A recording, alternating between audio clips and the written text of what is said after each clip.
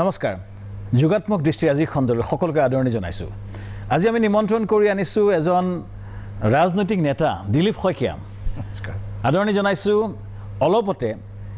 বিজেপিৰ ৰাষ্ট্ৰীয় সাধাৰণ সম্পাদক হিচাপে দিলীপ শইকীয়া নিযুক্ত হৈছে অসমৰ কাৰণে গৌৰৱৰ কাৰণ এইটোৱে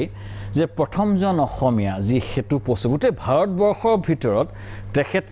ৰাষ্ট্ৰীয় সাধাৰণ সম্পাদক বিজেপিৰ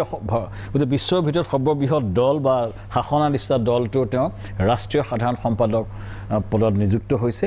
প্ৰথমতে অভিনন্দন জনাইছো আৰু প্ৰথমবাৰ বাবে তেখেত নিযুক্ত হোৱাৰ পাছত আমাৰ চেনেলতে এনেকৈ আহি এটা প্ৰগ্ৰামত আজি ইণ্টাৰভিউত আহিছে তাৰ কাৰণে ধন্যবাদ জনাইছো এই আপোনাৰ পৰিক্ৰমাটো মোৰ মনত আছে প্ৰায় 1991 চনৰ পৰা আপুনি আৰম্ভ হৈছে সংঘৰ পৰা আৰম্ভ কৰি বিদ্যাৰ্থী পৰিষদৰ বিজেপিলৈকে এই গোটেই যাত্ৰাটোৰ সম্পৰ্কে চমুকে এবাৰ ৰাইজক জনাবলৈ জনাইছো ভাৰতীয় জনতা পাৰ্টিত যোগদান কৰাৰ পূৰ্বে মই ৰাষ্ট্ৰীয় স্বয়ংসেৱক সংঘ 1986 চনত প্ৰথম মই আনুষ্ঠানিকভাৱে সংঘৰ স্বয়ংসেৱক হিচাপে শাখালৈ গৈছিলোঁ 86 চনৰ পৰা 91 চনলৈ সংঘৰ বিভিন্ন কাৰ্যসূচীত অংশগ্ৰহণ কৰি 91 চনত মই প্ৰত্যক্ষভাৱে অখিল ভাৰতীয় বিদ্যাৰ্থী পৰিষদৰ লগত মোৰ সম্পৰ্ক হয় আৰু অখিল ভাৰতীয় বিদ্যাৰ্থী পৰিষদৰ মই দায়িত্ব লওঁ আৰু 94 চনৰ পৰা 2001 চনলৈকে মই অখিল ভাৰতীয় বিদ্যাৰ্থী পৰিষদৰ বিভিন্ন দায়িত্ব লোৱাৰ লগে লগে মই শেষৰ 3 বছৰ 1999 2000 আৰু 2001 চনলৈকে মই ৰাজ্যিক সাংগঠনিক সম্পাদক হিচাপে মই দায়িত্ব নিৰ্বাহ কৰোঁ আৰু 2002 চনত মই আনুষ্ঠানিকভাৱে ভাৰতীয় জনতা পাৰ্টিত যোগদান কৰোঁ প্ৰথম মই ভাৰতীয় জনতা পাৰ্টিৰ ইন্দ্ৰমণি বৰা ডাঙৰীয়া তেতিয়া ৰাজ্যিক সভাপতি ৰাজ্যিক সমিতিৰ মিডিয়া সেলৰ সদস্য হিচাপে প্ৰথম মোৰ নিযুক্তি হয় আৰম্ভণি হয় তাৰ পিছত 2006 চনত যেতিয়া আমাৰ বিধানসভা নিৰ্বাচন প্ৰমোদ মহাজন ডাঙৰীয়া যেতিয়া আমাৰ প্ৰভাৰী হিচাপে আহিল নিৰ্বাচন প্ৰভাৰী হিচাপে তেতিয়া মই অসম ৰাজ্যিক বিজেপিৰ নিৰ্বাচন আমাৰ মিডিয়া সেলৰ মই আহ্বায়ক হিচাপে দায়িত্ব লওঁ তাৰ পূৰ্বে কিন্তু মই যুৱ মৰ্চাৰ ৰাষ্ট্ৰীয় কাৰ্যনিৰ্বাহক সমিতিৰ সদস্য হিচাপে দায়িত্ব মোক দিয়ে আৰু 2007 চনৰ পৰা 2009 চনলৈকে মই প্ৰথম যুৱ মৰ্চাৰ ভাৰতীয় জনতা পাৰ্টিৰ যুৱ মৰ্চাৰ ৰাজ্যিক সভাপতি হিচাপে দায়িত্ব নিৰ্বাহ কৰোঁ তাৰ পিছত মই 2009 পৰা 12 লৈকে ভাৰতীয় জনতা পাৰ্টিৰ ৰাজ্যিক সম্পাদক 12 পৰা 15 লৈকে আকৌ দ্বিতীয় কাৰ্যকালৰ বাবে মই আকৌ ৰাজ্যিক সম্পাদকৰ দায়িত্ব 2016 চনত মই ৰাজ্যিক মুখপাত্ৰ হিচাপে দলৰ দায়িত্ব 2019 চনত আপুনি মঙলদৈ সাংসদ নিৰ্বাচন হয় তাৰ পিছত ৰাজ্যিক সাধাৰণ সম্পাদক 2017 পৰা 2019 চনৰ 20 চনলৈকে ৰাজ্যিক সাধাৰণ সম্পাদক আপোনাক কিয় সিলেক্ট কৰিলে বুলি ভাবে ইমান এটা গুৰুত্বপূৰ্ণ পদত যি ৰাম মাধৱ বা বিভিন্ন মানে বিজেপি দিগ্গজ নেতাবোৰ থাকে তাত আপোনাক কিয় সিলেক্ট কৰিছে বুলি ভাবে ভাৰতীয় জনতা পাৰ্টিত অসম্ভৱ কিছুমান কথা আৰু কাম সম্ভৱ হয় মোৰ নিচিনা ভাৰতীয় জনতা পাৰ্টিৰ এনেকুৱা 18 কোটি হয়তো কাৰ্যকৰ্তা গোটেই দেশত আছে বা অসমত 42 লাখ আমাৰ সদস্য কাৰ্যকৰ্তা আছে ভাৰতীয় জনতা পাৰ্টিত মই দেখিছোঁ যিসকলে নিজৰ দায়িত্ব নিষ্ঠাৰে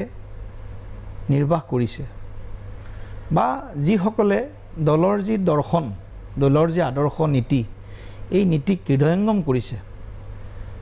আৰু ৰাষ্ট্ৰীয় স্তৰত বিশেষকৈ মই জানো ৰাষ্ট্ৰীয় স্তৰত যেতিয়া দায়িত্ব দিয়া হয় তেতিয়া এই দলীয় অনুশাসন দলৰ নীতি আদৰ্শ কৰ্মনিষ্ঠা আৰু কিছু আৰু নেতৃত্ব দিব পৰা হয়তো কিছু ক্ষমতা তেখেতসকলে অনুশাসন আনুগত্য বা ডিসিপ্লিন গোটেইখিনি অকল কিবা এটা পাবলৈ বিচাৰি হয়তো বিজেপিয়ে নিদিয়ে এনেকুৱা এক্সাম্পল বিজেপিয়ে দেখুৱাইছে ভাল কথা এতিয়া চৰ্চা হৈছে যে ৰাম মাধৱ ৰাষ্ট্ৰীয় সাধাৰণ সম্পাদক ভাৰতৰ জনতা পাৰ্টিৰ অতিশয় গুৰুত্বপূৰ্ণ ব্যক্তি যাক এক্সটাৰ্নেল এফেয়াৰ্ছ ছেক্ৰেটাৰী বুলি কোৱা হয় জনতা পাৰ্টি দলৰ ৰাষ্ট্ৰীয় বিজেপিৰ তেখেতক কিয় অপসাৰণ কৰা হ'ল তাৰ লগত অসমৰ কি সম্পৰ্ক আছে যে অসমৰ প্ৰভাৰীৰ পৰা তেওঁ আঁতৰি এই সম্পৰ্কে যথেষ্ট চৰ্চা হৈ আছে বহুতে ক'ব খোজে যে অসমক লৈ তেখেতৰ বহুত লিংক তেখেতে কিছুমান ষ্টেটমেণ্ট দিয়াৰ কাৰণে হয়তো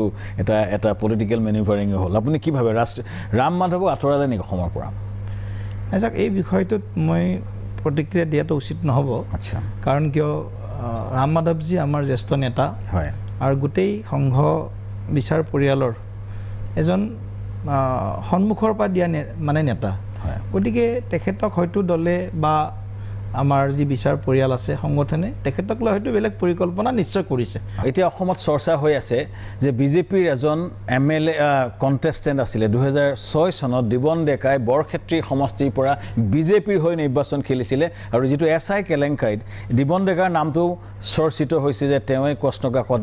ছপাইছিলে বা বিতৰণ কৰিছিলে বা তেওঁই এজন মাষ্টাৰ মাইণ্ড বুলি চৰ্চিত হৈছে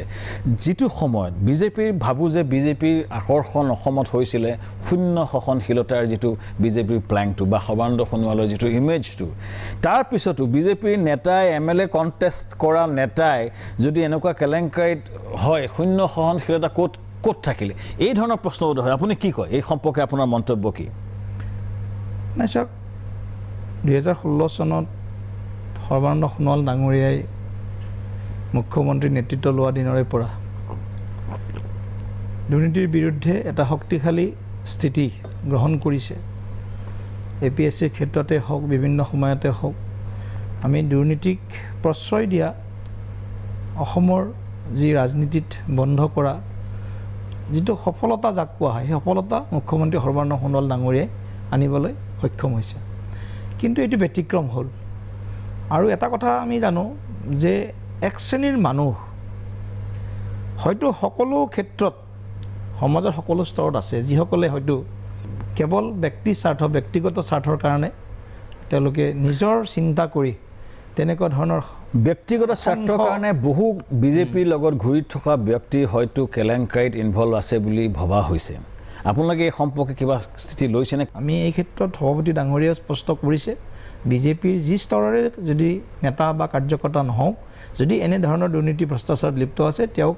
মানে তদন্তৰ আওতালৈ আনি তেওঁকো মানে যি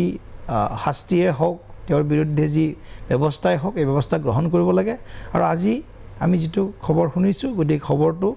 নিশ্চিতভাৱে আমাক আহত কৰিছে আমাক অলপ হ'লেও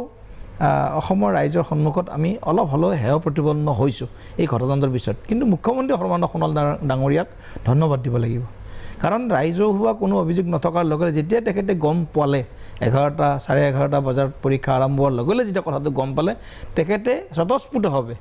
চমুটো কেছৰ নিচিনাকৈ গোটেই ঘটনাটো লগে লগে গোটেই পৰীক্ষাটো বাতিল কৰি দিলে আৰু নতুনকৈ পৰীক্ষা পতাৰ সিদ্ধান্ত ল'লে আৰু লগে লগে এটা উচ্চ পৰ্যায়ৰ তদন্ত ঘোষণা কৰিলে গতিকে এনেকুৱা সাহস হয়তো ইয়াৰ পূৰ্বে হয়তো অসমৰ ৰাইজে দেখা নাছিল গতিকে মই দেখোঁ দিবন ডেকা ভাৰতীয় জনতা পাৰ্টীৰ এটা সময়ত তেখেত প্ৰাৰ্থী আছিলে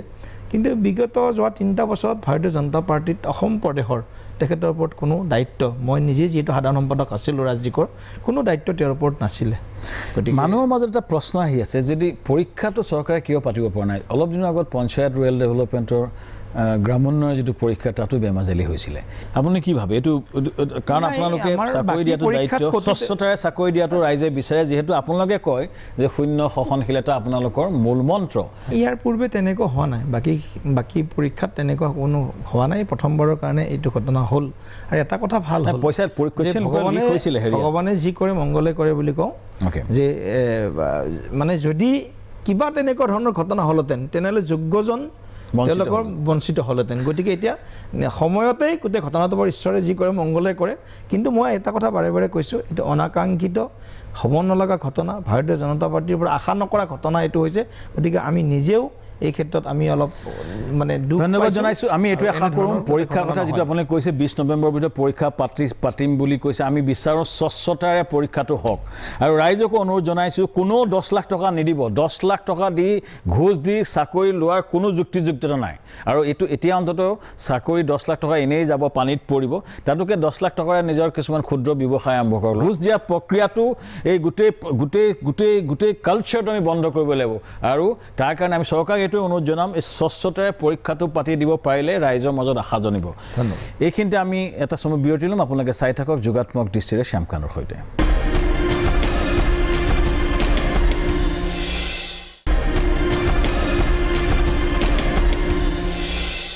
বিৰতিৰ পিছত আকৌ আমি উভতি আহিছোঁ বিজেপিৰ কথা যেতিয়া পাতি আছোঁ বিজেপিৰ লগত আৰু কিছুমান মানুহৰ অভিযোগ থাকে যে যিহেতু সৰ্বানন্দ সোণোৱালৰ যিটো ইমেজ বা ৰঞ্জিত দাসৰ যিটো ইমেজ গ্ৰাউণ্ডত আকৌ বেলেগ কিছুমান ঘটনা ঘটিছে সত্যৰঞ্জন বৰাই বা গীত কামৰূপা নামৰ এগৰাকী মহিলাই শিৱসাগৰত কিছুমান মন্তব্য কৰিছে, ৰাইজক বহুত দুখ দিছে। এনেকুৱা কিছুমান ঘটনা ঘটিছে যিটোৱে এনেকুৱা উগ্ৰ হিন্দুত্ববাদৰ যিটো আইডিঅ'লজিটোৱে হয়তো বহু অসমীয়া ৰাইজক বিজেপিক মানুহে ভোট দিছিলে উন্নতিৰ কাৰণে বা অভাৰঅল অসমীয়া খিলঞ্জীয়াৰ সুৰক্ষাৰ কাৰণে। এই ধৰণৰ ঘটনাবোৰ আপুনি কি ক'ব? অকালপক্ষ যিটো কিছুমানৰ মানে চিন্তাধাৰা, হয়, এই ধৰণৰ কিছুমান মানুহ মানে ওলোৱাটো আমি সকলোৱে প্ৰত্যক্ষ কৰিছোঁ। তেওঁলোকে হিন্দুত্ব সন্দৰ্ভত তেওঁলোক হয়তো একদম গভীৰতালৈ গৈ তেওঁলোকে অধ্যয়ন কৰা নাই। হিন্দুত্বটো সকলোকে সামৰি লৈছে। ভাৰতবৰ্ষত থকা ইয়াত জন্মগ্ৰহণ কৰা প্ৰতিগৰাকীয়ে হিন্দু, বাই বাৰ্থ তেওঁলোক হিন্দু, বাই ৰিলিজন, বাই উপাসনা পদ্ধতি তেওঁলোক হয়তো কোনোবা মুছলমান, কোনোবা খ্ৰীষ্টিয়ান, কোনোবা হয়তো বুদ্ধিষ্ট, কোনোবা হয়তো অন্য উপাসনা পদ্ধতিৰ লোক হ'ব পাৰে। কিন্তু এইবিলাক কথা নুবুজাকৈ কোনোবা এটাক টাৰ্গেট, এটা সম্প্ৰদায়, এটা ধৰ্মীয় উপাসনা পদ্ধতিক টাৰ্গেট কৰাটো এইটো অসম নহয়, ভাৰতবৰ্ষৰ কোনো মানুহেও এইটো গ্ৰহণ নকৰে। কিন্তু যিটো জনসংঘীয় আগ্ৰাসনৰ কথা কৈছে সেইটো এটা কিন্তু আটাইতকৈ চিন্তনীয় বিষয়। গতিকে মই এনেধৰণৰ কিছু ব্যক্তি আৰু কিছু ব্যক্তিয়ে সকলোৱে স্বাভাৱিকতে কি আহে, হিন্দুত্ববাদৰ কথা অহাৰ লগে লগে বিজেপিৰ কথা আহি যায়, RSSৰ কথা আহি যায়। গতিকে RSS বা বিজেপিয়ে যিটো পিয়ৰ আমি হিন্দুত্ববাদত বিশ্বাসী, ইয়াত আমি কোনো জাতি জনগোষ্ঠী হওক, কোনো সম্প্ৰদায় হওক বা কোনোবা ভাষাভাষী লোক, তেওঁলোকক লৈ আমি কোনো ধৰণৰ আমাৰ কোনো ৰাজনীতি নাই বা আমি কাকো পৃথকে চোৱাৰ আমাৰ দৃষ্টিভংগী নাই। আমি সকলোকে সমাহিত কৰিছোঁ, হিন্দুত্বত সকলোৱে সমাহিত হৈছে। এইটো এটা মানৱ উত্তৰণৰ, মানৱ কল্যাণৰ বাবে সমগ্ৰ বিশ্বক এটা যি পথ দিছে হিন্দুত্বৰ দৰ্শনে, সেই দৰ্শনটো কিন্তু বিশ্বত আৰু কোনো সভ্যতা সংস্কৃতিয়ে মানৱ জগতৰ তাৰ কাৰণে সবকা বিশ্বাস যিটো পইণ্ট নৰেন্দ্ৰ মোদীয়ে খুব ভাৰতৰ মাননীয় প্ৰধানমন্ত্ৰীয়ে কৈ থাকে। কিন্তু এই সবকা বিশ্বাসটো যিহেতু আপুনি এখন চৰকাৰত আছে, সকলো নাগৰিকৰ বিশ্বাস লোৱাটো দৰকাৰ। এই ক্ষেত্ৰত মোৰ যিটো ক'বলগীয়া আছে, কিছুমান ব্যক্তিয়ে যে বাৰে প্ৰতি এটা স্ফুলিংগ সৃষ্টি কৰিব চেষ্টা কৰে, এই সম্পৰ্কে বিজেপিয়ে কিছুমান সিদ্ধান্ত লয়নে? তাক অলপ কণ্ট্ৰল কৰিবলৈ কিবা আপুনি ভাবেনে? নাই, ইতিহাস নজনাকৈ কেৱল মাত্ৰ চেনচেশ্যন ক্ৰিয়েট কৰাৰ কাৰণে বা তেওঁলোকৰ নিজা কিছুমান এজেণ্ডা ক্ৰিয়েট কৰাৰ কাৰণে মই গীত কামৰূপা বা সত্যৰঞ্জন বৰা বুলি কোৱা নাই। এনেকুৱা বহুত আগতে ব্যক্তি ওলাইছিল আমাৰ ধুবুৰীত, আমাৰ MLA, তেখেতেও মানে মুছলমানসকলক স্বায়ত্তশাসন দিব লাগে বুলি দাবী কৰিছিল বা তেনেধৰণৰ বিভিন্ন ধৰণৰ গোটেই ঘটনা হৈছিল। গতিকে আমি দেখিছোঁ কিছুমান মানুহে কিছুমান বিষয়ত এটা চেনচেশ্যন ক্ৰিয়েট কৰি নিজকে এটা নেতা হিচাপে মই আমি উদ্ধাৰ কৰিব বিচাৰিছোঁ, গোটেই জাতিটোক, গোটেই ধৰ্মটোক উদ্ধাৰ কৰিব বিচাৰিছোঁ। এই ধৰণৰ যিটো মানসিকতা, এইটো আমি সংঘই হওক বা ভাৰতীয় জনতা পাৰ্টি হওক, ইয়াত আমি কোনোদিনেই তেওঁলোকক প্ৰশ্ৰয় দিয়া নাই, তেওঁলোকৰ উত্তৰণত আমি কোনো ধৰণে সহায় কৰা নাই। বৰঞ্চ আমি তেনেধৰণৰ মানুহক আমাৰ পৰা আঁতৰাই ৰাখিছোঁ বা আমি তেওঁলোকৰ পৰা আঁতৰি আহিছোঁ। লাগিলে অসমীয়া জাতিৰ যিটো শংকাটো হৈছে যে আগ্ৰাসন হৈছে, যে বাংলাদেশী আহি অসমীয়া জাতিটোক নাইকিয়া কৰি পেলাব, এই যিটো প্ৰেক্ষাপটত NRCখন যদি চাই, আমাৰ যিকেইটা সুৰক্ষা কবচ বুলি আমি কওঁ, NRC যিখন আছিলে, NRCখন ফেইল হ'ল। NRCখন ভুল NRC বুলি আপোনালোকে কৈছে, আমিও কৈছোঁ NRCখন ভুল হৈছে, কিন্তু চৰকাৰে কৰিছিলে NRC ভুল হ'ল। কেবখন অসমীয়া ৰাইজে বিদ্ৰোহ কৰিছিলে, আইনখন হ'ল দ্বিতীয় কথা। তৃতীয়তে 6 নং দফাৰে আমি আশা কৰিছিলোঁ 6 নং দফাৰে খিলঞ্জীয়া অসমীয়াৰ ৰাজনৈতিক সুৰক্ষা হ'ব। এতিয়ালৈকে 6 নং দফাক এঠেলা মাৰি আছে, যিভাগে আশা কৰা হৈছিলে প্ৰগ্ৰেছ একেবাৰে হোৱা নাই। বিজেপিক কি ভাবি অসমীয়া ৰাইজে বিজেপিক বিশ্বাস কৰিব যে খিলঞ্জীয়া, আপোনাৰ বাৰে প্ৰতি কৈছিলে যে খিলঞ্জীয়া ছাত্ৰ সুৰক্ষিত কৰিব, কেনেকৈ সুৰক্ষিত কৰিব? কাৰণ আমি আগ্ৰাসনক লৈ আমি কনচাৰ্ণ, আপোনালোক যেনেকৈ কনচাৰ্ণ, অসমীয়া ৰাইজ কনচাৰ্ণ, তাৰ পৰা পৰিত্ৰাণ লাগে বা এটা ৰাজনৈতিক সুৰক্ষা লাগে। আপুনি কি ক'ব এই সম্পৰ্কে? চাওক, প্ৰথম যিটো বিষয় NRCৰ বিষয়, এই NRCটো আমি এই NRCখনক নাকচ কৰিছোঁ। যিটো যুক্তি, আপুনিও এই ক্ষেত্ৰত বহুত কাম কৰিছে বা এনেকুৱা অসমৰ বহু সংগঠনে ইয়াক নাকচ কৰিছে বা আশানুৰূপ এখন NRC হোৱা নাই। গতিকে কাৰণ আমি বিচাৰিছিলোঁ যে অসমত সেই সময়ত তদানীন্তন মুখ্যমন্ত্ৰী ঋতুস্বৰ শইকীয়া ডাঙৰীয়াই অসমত 50 লাখতকৈ অধিক বাংলাদেশী এনেকুৱা অবৈধ নাগৰিক থকা বুলি তেওঁ দাবী কৰিছিল। যিয়ে নহওক তাৰপিছত তেওঁ দাবী উঠাই ল'ব লগা হ'ল এটা বাংলাদেশী লবিৰ তেওঁৰ হেঁচাত। যিয়ে নহওক আমি ভাবিছিলোঁ যে ইয়াত 40-50 লাখ সন্দেহযুক্ত বাংলাদেশীৰ নাম, পূৰ্ববংগৰ পৰা অহা লোকৰ নাম ইয়াত অন্তৰ্ভুক্ত হ'ব, তেওঁলোকৰ নাম বাদ পৰিব। কিন্তু শেষত আমি দেখা পালোঁ 19 লাখ মানুহৰ নাম বাদ পৰিল তাৰে ভিতৰত প্ৰায় 6.5 লাখ 7 লাখ বঙালী ভাষী হিন্দুৰ নাম 1.5 লাখ 2 লাখ মানুহে নেক্সট আবেদনেই নকৰিলে এনেকুৱা 9 লাখ মান মানুহৰ নাম বাদ পৰিল আৰু 7-8 লাখ মানুহ তেনেকুৱা প্ৰায় 2 লাখ মান অন্য ভাৰতীয় সম্প্ৰদায়ৰ মানুহৰ নাম বাদ পৰিল আৰু দেখা গ'লে 6 লাখৰ পৰা 7 লাখ মানে ধৰ্মীয় পূৰ্ববংগীয় মূলৰ বা মুছলমান ডাইৰেক্ট ক'ব গ'লে মুছলমানৰ নাম বাদ পৰিল কিন্তু যদি আমি চাবলৈ যাওঁ অসমত যিটো জনসাংখ্যিক আগ্ৰাসন জনসাংখ্যিক বিস্ফোৰণ আমি দাবী কৰিছিলোঁ আমি আশা কৰিছিলোঁ এখন শুদ্ধ এনআৰচি হ'ব আৰু দাবীও কৰিছিলোঁ এফিডেভিটতো আমাৰ চৰকাৰে কৈছিল যে এনআৰচি নহ'ল এতিয়া কি কৰা যায় সমস্যাটো হ'ল আপোনালোকৰ চৰকাৰে আণ্ডাৰৰে হৈছিল কাৰণে যিহেতু প্ৰায় 1500 কোটি টকা আমি খৰচ কৰিছোঁ অসম চৰকাৰৰ প্ৰায় কিমান হাজাৰ কৰ্মচাৰীয়ে এই কামত লাগিলে প্ৰায়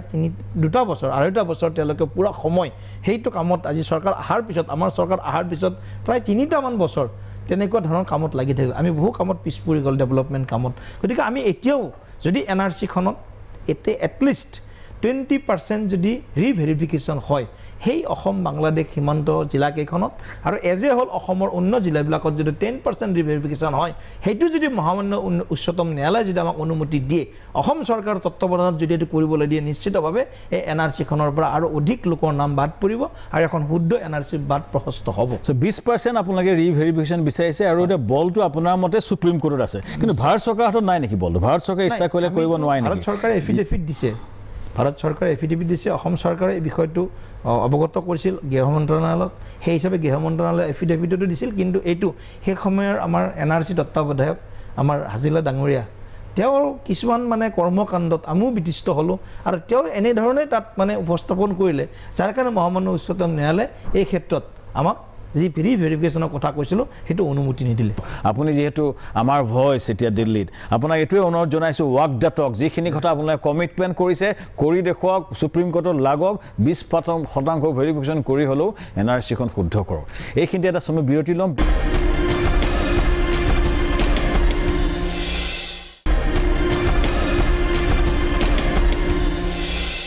বিৰতিৰ পিছত আকৌ আমি উভতি আহিছোঁ আমি কথা পাতিলোঁ এনআৰচিৰ কথা এতিয়া আমি 6 নং দফাক লৈ পেলাই মই আকৌ কৈছোঁ যে ৰাজনীতি বহুত হ'ল এতিয়া সমাধান কিবা এটা লাগে 6 নং দফাৰ যদি ৰাজনৈতিক সুৰক্ষা কথাটো কৰিব পৰা যায় অন্তত খিলঞ্জীয়া ৰাইজৰ এটা সুৰক্ষা হ'ব দিলীপ শইকীয়া অসমীয়া খিলঞ্জীয়া এখন প্ৰতিনিধি হিচাপে আপুনি কি কয় অসম চৰকাৰে কি কৰিছে ভাৰত চৰকাৰে কেনেকৈ কৰিব আৰু এই সম্পৰ্কে আপুনি কি কৰিব ৰাষ্ট্ৰীয় সাধাৰণ সম্পাদক হিচাপে এই ক্ষেত্ৰত আপুনি কি ভূমিকা কৰিব হ'ব ইতিমধ্যে এটা পৰ্যায় আমি অতিক্ৰম কৰিছোঁ 35 বছৰ কোনো চৰকাৰে ক্লজ 6ৰ ৰূপায়ণৰ কাৰণে চিন্তা কৰা নাছিল কোনো এটা সৰু পদক্ষেপো গ্ৰহণ কৰা নাছিল আমি ইতিমধ্যে আমাৰ জাষ্টিছ বিপ্লৱানন্দ শৰ্মাৰ নেতৃত্বত এখন কমিটি ইতিমধ্যে আমি গঠন কৰিছোঁ তেওঁলোকে ইতিমধ্যে প্ৰতিবেদন পঠিয়ালে আৰু বিগত সময়ত যেহেতু আমাৰ গোটেই দেশৰ পৰিস্থিতি আমি সকলোৱে জানো গোটেই কৰোনাৰ কাৰণে এনেকুৱা হৈ আছিলে গতিকে এতিয়া কমিটিখন আমি ৰাষ্ট্ৰীয় আমাৰ কেন্দ্ৰীয় গৃহমন্ত্ৰী ডাঙৰীয়াক ইতিমধ্যে অৰ্পণ কৰা হৈছে আমি ভাবোঁ ইয়াত হয়তো এই কমিটিৰ প্ৰতিবেদনত যদিও এখন ৰাজহুৱা কৰিছে সদৌ অসম ছাত্ৰ সন্থাই তাৰ পৰা আমি কিছু কথা হয়তো আমি আন্দাজ কৰিব পাৰোঁ এইটো একদম চিউৰলি আমি ক'ব নোৱাৰোঁ প্ৰতিবেদনত কি আছে কিন্তু হয়তো আমি ভাবোঁ যে এই প্ৰতিবেদনত এই যিখন সমিতি গঠন কৰি দিছিল এই তেখেতসকল গোটেই খিলঞ্জীয়া মানুহ অসমৰ খিলঞ্জীয়া মানুহৰ কথাখিনি নিশ্চয় চিন্তা কৰিছে আৰু এটা কথা আমি বাস্তৱ মানে যিটো পৰিস্থিতি তাৰো কিন্তু তাক আমি যদি কিবা কাৰণত ইমোশ্যনেলি মানে ভাৱনাত্মকভাৱে যদি কিবা কথা চিন্তা কৰোঁ সেইটো কিন্তু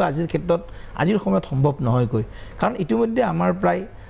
26টা সমষ্টিত আমাৰ ইতিমধ্যে আমাৰ বিধানসভাৰ কথা কৈছোঁ SC STৰ কাৰণে ইতিমধ্যে ৰিজাৰ্ভ আছে বা অন্য আমি বাকীবিলাক যি সমষ্টি আছে মই ভাবোঁ যে আমি যদি 80টাৰ পৰা 85টা সমষ্টি বা 90টা সমষ্টিলৈকে যদি পাৰোঁ খুব ভাল 80ৰ পৰা 90টা সমষ্টি যদি আমি এটলিষ্ট আমি খিলঞ্জীয়া মানুহৰ বিভিন্ন জাতি জনগোষ্ঠীৰ কাৰণে সংৰক্ষণ কৰিব পাৰোঁ মই ভাবোঁ অনাগত এটলিষ্ট 50-60 বছৰৰ কাৰণে অসমীয়াৰ হাতত থাকিব অসমত ৰাজনৈতিক অধিকাৰ অসমৰ অৰ্থনৈতিক অধিকাৰ সাংস্কৃতিক অধিকাৰ সামাজিক সকলো ক্ষেত্ৰত অসমীয়াৰ প্ৰভুত্ব থাকিব আৰু এইটো মই ব্যক্তিগতভাৱে বিচাৰিম যে অসমত 90টা সিট যদি খিলঞ্জীয়াৰ কাৰণে সুৰক্ষিত কৰিব পৰা যায় দিলীপ শইকীয়াই খুব ভাল কথা এটা কৈছে অসমীয়া 50 বছৰ অন্তত 50 বছৰ খিলঞ্জীয়া অসমীয়াৰ কাৰণে ৰাজনৈতিক প্ৰভুত্ব থাকিব অতি ভাল কথা কিন্তু এইটো কৰক এতিয়া কথাটো হৈছে কৰিবলৈ এটা সদিচ্ছা লাগে দিল্লীত আপোনাৰ চৰকাৰ অসমত আপোনাৰ চৰকাৰ যদি বিচাৰে সাংবিধানিকভাৱে যিখিনি পৰা যায় এইখন বিপ্লৱ শৰ্মা কমিটিৰ ভিতৰত বহুখিনি কথা হয়তো কনষ্টিটিউচনেলি কিছুমান চেলেঞ্জো হ'ব পাৰে তাৰ এইটো মইতো ভাবোঁ যে এটা ভাল পদক্ষেপ লৈছে যে এটা লিগেল কমিটি কনষ্টিটিউচনেল এক্সপাৰ্টৰ জৰিয়তে এইটো এক্সামিন কৰা আমি কৈছোঁ যে যিখিনি কথা কৈছে কৰক ৱাক ডে টকা এইখন দিয়া 5 মাহ হ'ল 5 মাহ এই যিটো তেতিয়া যদি কনষ্টিটিউচনেল এক্সপাৰ্টে আগতে 5 মাহ আগতে যদি কৰিব পাৰিলেহেঁতেন আমি অলপ আগবাঢ়ি থাকিলোহেঁতেন আমি এইটোৱে অনুৰোধ জনাওঁ যে এইখিনি আপুনি যিটো কথা কৈছে 90টা চিট কমচে কম 90টা চিট আপুনি ৰিজাৰ্ভ কৰক এই সম্পৰ্কে আপুনি এই ক্ষেত্ৰত আগভাগ ল'বনে বা দিল্লীত আপুনি এই সম্পৰ্কে আমি বিচাৰোঁ যে আপুনি জোৰদাৰ এটা ভূমিকা লওক চাওক আমি এতিয়া মাননীয় গৃহমন্ত্ৰী ডাঙৰীয়াক যেতিয়া মুখ্যমন্ত্ৰী আৰু নেডাৰ আহ্বায়ক ডক্টৰ হিমন্ত বিশ্ব শৰ্মা ডাঙৰীয়াই কিছুদিন আগত গোটেই কমিটিৰ কিছু সদস্যৰ সৈতে লগ কৰিছিল তেতিয়াই কথাটো তেখেতে কৈছে এজন ৰিটায়াৰ্ড জাষ্টিছৰ এখন নিযুক্তি দি গোটেই ইয়াৰ লিগেল এছপেক্টটো এবাৰ ষ্টাডি কৰক গোটেই কথাখিনি সাংবিধানিকভাৱে কেনেধৰণে আমাৰ ধৰক এক চেলেঞ্জ ক'ৰবাত কৰিছে নেকি কোনোবা ক্লজক চেলেঞ্জ কৰিছে নেকি গোটেই কথাখিনি চালি জাৰি চোৱাৰ কাৰণে অতি সোনকালে আমাৰ অসম চৰকাৰে এজন তেনেকুৱা ধৰণৰ বিশেষ অৱসৰপ্ৰাপ্ত ন্যায়াধীশক দায়িত্ব দিব আৰু হয়তো কম সময়ৰ ভিতৰত আমি আশা কৰিম বিফোৰ ইলেকশ্যন গোটেই এটলিষ্ট বিফোৰ ইলেকশ্যন যাতে তাৰ এটা ইয়াৰ যেতিয়া এটা মানে স্কেলেটন এটা যাতে আমি অসমৰ ৰাইজক দেখাব পাৰোঁ নহয় এইখিনি কথা এখেতসকলে কেন্দ্ৰীয় চৰকাৰক মানে প্ৰদান কৰিছে য'ত নেকি কোনো সংবিধানত কোনো তেনে চেলেঞ্জ নকৰে সংবিধানৰ কোনো ক্লজক চেলেঞ্জ নকৰে বা বৰ্তমান যিবিলাক ধৰক আজি ৰিজাৰ্ভেশ্যন বা তেনেকুৱা ধৰণৰ পলিচি আছে ষ্টেটাছ আছে সেইটোক যাতে কোনো ধৰণৰ ইণ্টাৰেষ্ট ক্লেছ যাতে ক'তো নহয় কাৰো নহয় তাৰ কাৰণে আমি ভাবোঁ যে বিফোৰ ইলেকশ্যন 2020 এইটো এটা ভাল পদক্ষেপ লৈছে আমি ভাল পাইছোঁ এইটো এই সম্পৰ্কে কাম কৰাটো বিচাৰোঁ তাৰ লগে লগে কিছুমান কাম যদি কৰিব পাৰি যিটো চৰকাৰী চাকৰিত যিটো আমি খিলঞ্জীয়াৰ কাৰণে কিছুমান ৰিজাৰ্ভেশ্যনৰ কথা কোৱা হৈছে বা বিভিন্ন খিলঞ্জীয়া ৰিজাৰ্ভেশ্যন যিখিনি কৰিব পৰা যায় চাকৰি বাকৰিত কৰিব পৰা যায় এইখিনি যদি কৰিব পাৰে ভূমি অধিকাৰ কথাটো কোৱা হৈছে ইতিমধ্যে অসমীয়া ভাষাটো এটা ভাল কাম কৰা হৈছে যিটো আমি সাধুবাদ জনাইছোঁ যে 10মান শ্ৰেণীলৈকে অসমীয়া ভাষাটো বাধ্যতামূলক কৰা হৈছে বা 4ৰ্থ শ্ৰেণীলৈকে আঞ্চলিক ভাষা বাধ্যতা এইটো খুব ভাল কথা হৈছে তাৰ লগে লগে মাটিৰ সুৰক্ষা কথাটো যদি কৰিব পৰা যায় নিশ্চিত কৰিব পৰা যায় কিছুমান ৰিকমেণ্ডেশ্যন আছে বিপ্লৱ শৰ্মা কমিটি যিটো অসমে পাৰে কিছুমান আছে অসম এছেম্বলিয়ে পাৰে বা অসমৰ কেবিনেটে পাৰে কিছুমান হয়তো ভাৰত চৰকাৰ পাৰে বা ভাৰতৰ লোকসভাই বা মানে গোটেই পাৰ্লিয়ামেণ্টত লাগিব মই যিখিনি অসমত পৰা যায় এইখিনি যদি কৰিবলৈ আপোনালোকে জোৰ দিয়ে যে অন্ততঃ কিছুমান যদি ইয়াতে কৰিব পৰা যায় যিবোৰ ৰেকমেণ্ডেশ্যন কৰিলে অন্ততঃ খিলঞ্জীয়া ৰাইজে এটা উপায় দেখা যায় এই সম্পৰ্কে আপুনি কি ভাবে চাকৰি সংৰক্ষণৰ ক্ষেত্ৰত মই এটা কথা বিচাৰিম যে মানে আমি সামগ্ৰিকভাৱে আমি ভাৰতবৰ্ষৰ অবিচ্ছেদ্য অংগ কিন্তু আমি আমাৰ যিটো বৰ্তমান যিটো সংকট আমাৰ যিবিলাক প্ৰত্যাহ্বান এই প্ৰত্যাহ্বানবিলাক কিন্তু অসমৰ কেৱল নহয় এইটো ভাৰতৰ প্ৰত্যাহ্বান ভাৰতৰ প্ৰতি অহা প্ৰত্যাহ্বান মানে ডেমোগ্ৰাফিক ইনভেশ্যনৰ পৰা আৰম্ভ কৰি মানে লাৰ্জ স্কেল ইনফ্লাকশ্যন এই গোটেই কথাটো এটাৰ লগত এটাটো জড়িত হৈ আছে আৰু ভাৰতৰ ইণ্টাৰনেল ছিকিউৰিটিৰ কাৰণে এই কথাবিলাক এটা মানে আমাৰ কাৰণে এটা প্ৰত্যাহ্বান গতিকে ভাৰত চৰকাৰে এই কথাটোক গুৰুত্ব দিবই লাগিব গতিকে যিহেতু মই ৰাষ্ট্ৰীয় সমিতিত আছোঁ মই নিশ্চিতভাৱে সঠিক ৰূপত বলিষ্ঠ ৰূপত মই অসমৰ পূৰ্বাঞ্চলৰ এই সমস্যাবিলাকক মই উপস্থাপন কৰাৰ কাৰণে মই নিশ্চয় চেষ্টাৰ ক্ৰুটি নকৰিম কিন্তু কথাটো হ'ল আমি কেৱল মাত্ৰ আৱেগিক হৈ কিছুমান কথা যেতিয়া আমি চিন্তা কৰোঁ কিন্তু বাস্তৱই মই কাৰণে কৈছোঁ বাস্তৱটো কি আজি 6টা জনগোষ্ঠীৰ জনজাতিকৰণৰ বিষয়টো কিয় সদৌ অসম ট্ৰাইবেল সংঘই আজি সুপ্ৰিম কোৰ্টত কেছ কৰিব লগা হ'ল কিহৰ কাৰণে আজি তেওঁলোক এনেকুৱা বিষয়টো আজি 6টা জনগোষ্ঠীৰ জনজাতিকৰণৰ দাবী অসম বিধানসভাত সকলো ৰাজনৈতিক দলে সমৰ্থন কৰিলে তাৰ পিছতো আজি অসম এতিয়ালৈ 6টা জনগোষ্ঠীৰ জনজাতিকৰণ কিয় হোৱা নাই এতিয়া চাওক আজি আমাৰ গ্ৰুপ অফ মিনিষ্টাৰ্ছ যিটো হৈছে GOM আমাৰ অসম চৰকাৰ তেওঁলোকে এমাহৰ ভিতৰত এই সন্দৰ্ভত প্ৰতিবেদন এখন পঠিয়াব গতিকে প্ৰতিবেদনখন পঠিওৱাৰ পিছত একচুৱেলি ময়ো যোৱা কিছুদিন আগত যোৱা সত্ৰৰ ছেকেণ্ড যিটো পাৰ্লিয়ামেণ্ট ছেশ্যন আছিলে মোৰ তাত তেতিয়া মই আমাৰ কেন্দ্ৰীয় জনজাতি পৰিক্ৰমা বিভাগৰ মন্ত্ৰী আৰু গৃহমন্ত্ৰী অমিত শ্বাহ ডাঙৰীয়াকো সাক্ষাৎ কৰিছিলোঁ আৰু অৰ্জুন মুণ্ডা ডাঙৰীয়াকো সাক্ষাৎ কৰিছিলোঁ কিছু আমাৰ জনগোষ্ঠীয় নেতাসকলক লগত লৈ তেতিয়াতো তেনেধৰণৰ বিষয় আছিল যে প্ৰায় মোটামুটি কামখিনি আগবাঢ়ি গৈছে আমি একদম মানে আশাবাদী হৈ আছিলোঁ যে এই ছেশ্যনত নহ'লেও নেক্সট ছেশ্যনত কেতিয়া মানে হ'ব বুলি ভাবে আপুনি এতিয়া মই ভাবোঁ যে যদি এই প্ৰতিবেদনখন এমাহৰ ভিতৰত দিয়ে নিশ্চিতভাৱে ইয়াৰ কিছু অকণমান আকৌ কিছু কনষ্টিটিউশ্যনেল কিছু প্ৰভিজনছ কিছু কথা আছে এইখিনি কথা চিন্তা কৰোঁ আৰু অকল অসমত বুলি নহয় সমগ্ৰ ভাৰতবৰ্ষৰ কথা মানে সাংবিধানিকভাৱে বিভিন্ন কথাখিনি চাই আপোনালোকে সোনকালে কৰিব চেষ্টা কৰিছে কৰাটো বিচাৰোঁ অসমৰ ৰাইজে বহু দিনৰ পৰা আশা কৰি আছে এই সম্পৰ্কে কাম হওক আৰু ৰাইজে আৰু তাৰ লগে লগে আমি এইটোৱে আশা কৰিম আজি আপোনাক মাতি অনাৰ আমাৰ উদ্দেশ্য এইটোৱে যিহেতু ৰাষ্ট্ৰীয় স্তৰত ভাৰতবৰ্ষৰ বিজেপিৰ আপুনি নেশ্যনেল জেনেৰেল ছেক্ৰেটাৰী আপোনাৰ দিল্লীত অমিত শ্বাহৰ আগত নৰেন্দ্ৰ মোদী ডাঙৰীয়াৰ আগত ক'বলৈ এটা আপুনি অপৰচুনিটি পাইছে অসমৰ হৈ আমি ক'ব চেষ্টা কৰিছোঁ আমাৰ কথাখিনি আপোনালোকে কোৱাটো আমি বিচাৰোঁ অসমৰ ৰাইজৰ হৈ আপুনি আমি লগাটো বিচাৰোঁ আৰু কথা পাতিম অহা নিৰ্বাচনৰ কথা পাতিম আছুৰ ৰাজনৈতিক দলৰ কথা পাতিম আপোনালোকে চাই থাকক যোগাত্মক দৃষ্টিৰে শ্যামকান্তৰ সৈতে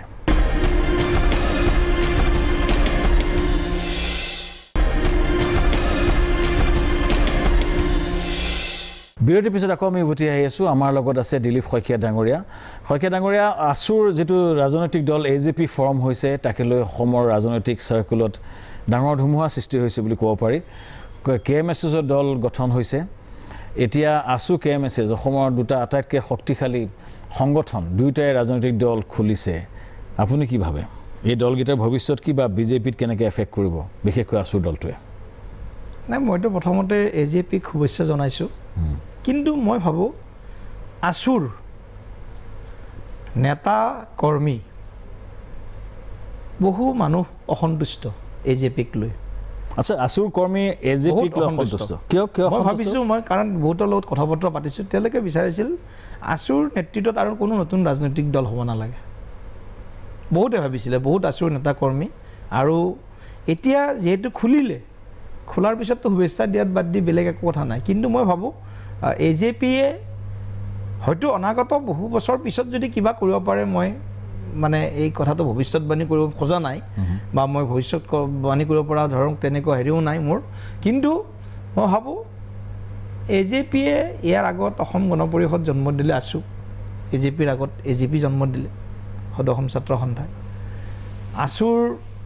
ঔৰসত ছেকেণ্ড এইটো দল জন্ম পালে আছুৰ প্ৰতি যিটো অসমৰ ৰাইজৰ যিটো সমৰ্থন আশীৰ্বাদ আৰু আছুৱে নিৰ্মাণ কৰা বা আছুৰ ঔৰসত জন্ম লাভ কৰা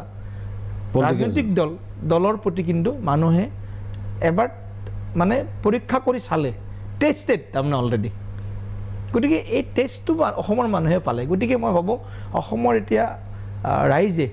AJPক লৈ বহুত ডাঙৰ কিবা সপোন দেখিছে এইটো মোৰ মনে নধৰে KMSৰ কথা কি কয় KMSSৰ দলটো ছাৰ KMS এইটো তেওঁলোকৰ সদায় তেওঁলোকৰ চিন্তাধাৰাটো সদায় প্ৰতিষ্ঠান বিৰোধী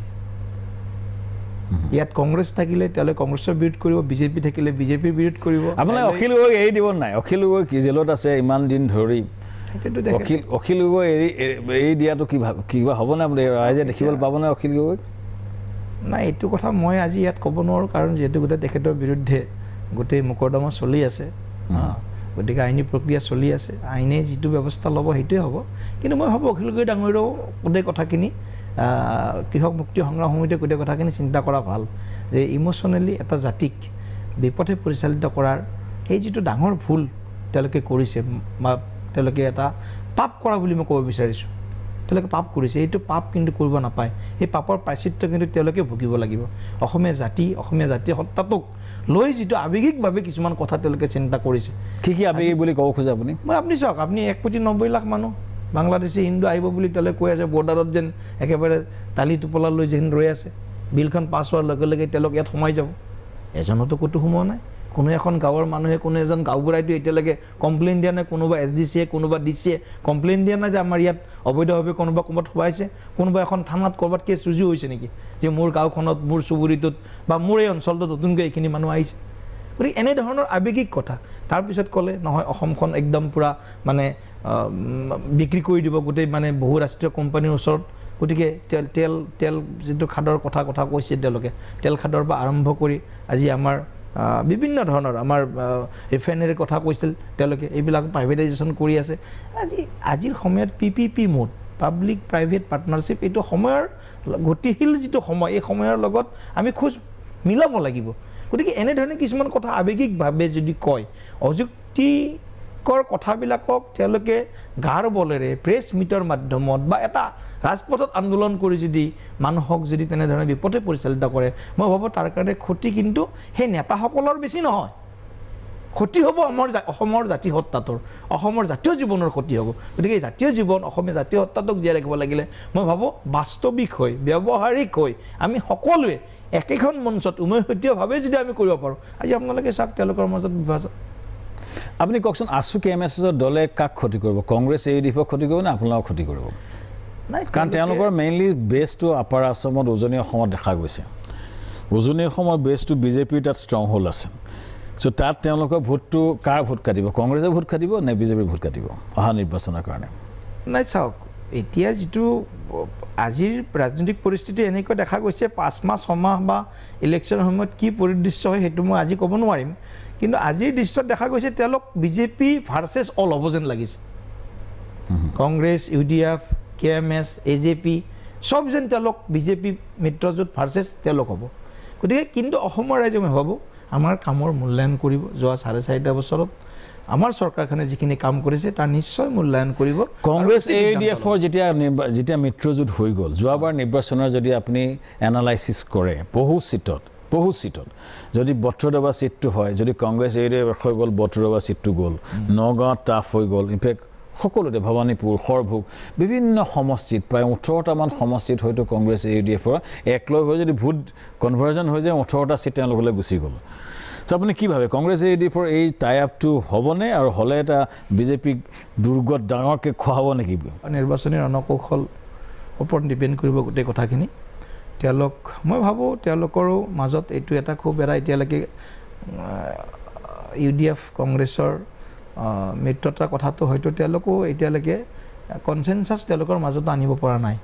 আপোনালোকে বিচৰা নাই কংগ্ৰেছ AUDF টাইপ হয় নে বিচাৰিছে নাই চাওক আমি আমাৰ যিখিনি মই আগৰ পৰাই কৈ আছোঁ যে আমাৰ যিখিনি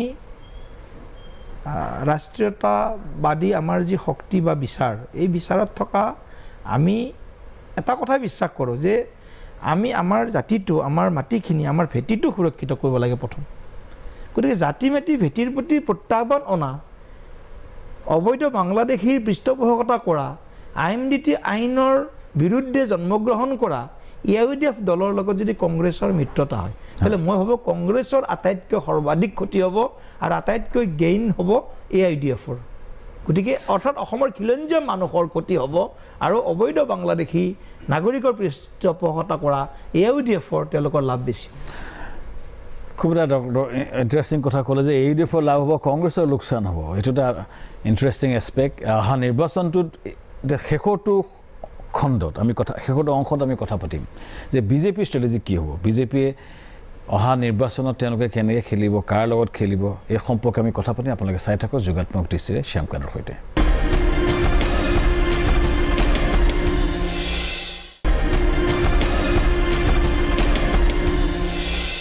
বিৰতিৰ পিছত আকৌ আমি উভতি আহিছোঁ আমাৰ লগত আছে দিলীপ শইকীয়া